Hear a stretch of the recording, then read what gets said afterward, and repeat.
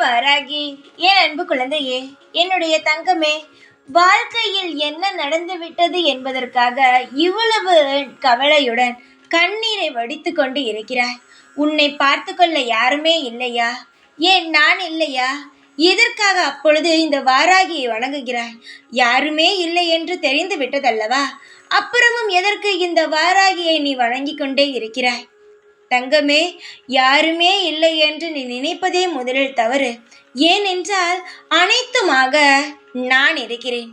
நான் தான் உனக்கு எல்லா இடத்திலும் துணையாக இருக்கிறேன். என்னையே மறந்துவிட்டு யாரும் இல்லை யாரும் இல்லை என்று சொன்னால் என்னை வணங்கியதே வீணாகி விடுமே.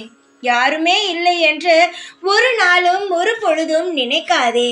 உனக்காக என்னாலும் நான் இருந்து உன்னை காவல் காத்து கொண்டு இருக்கிறேன். உன்னை எந்த இடத்திலும் நான் தவிக்க விட்டு நகரவே மாட்டேன். உன்னை பாதுகாப்பதும் உன்னை நல்வழி நடத்தி உனக்கு பேரையும் புகழையும் வாங்கி தருவது என்னுடைய கடமை. அதேபோல் உனக்கென்ன கடமை தெரியுமா? என்னை நம்புவது, உன்னுடைய செயலை நீ கண்ணும் கருத்துமாக செய்வது. இதுதான் உன்னுடைய வேலை. தங்கமே, எதை நினைத்தும் எப்பொழுதும் பயப்படாதே. பயந்தால் எதையுமே சாதிக்கவே முடியாது. நீ நிதானமாக இரு. எல்லா நேரமும் பயந்து கொண்டே இருந்தால் பயம் மட்டும்தான் மிச்சமாக இருக்குமே தவிர எல்லாமே மாறிவிடும். தங்கமே, உன்னுடைய வாழ்க்கையில் ஒவ்வொரு நாளும் ஒவ்வொரு விஷயமும் பேசும் பொழுது தங்கம் என்ற வார்த்தையை நான் சொல்வது நிஜமாக உன்னை நான் தங்கம் போல ஜொலிக்க வைக்க போகிறேன் என்பதற்காக மட்டும்தான்.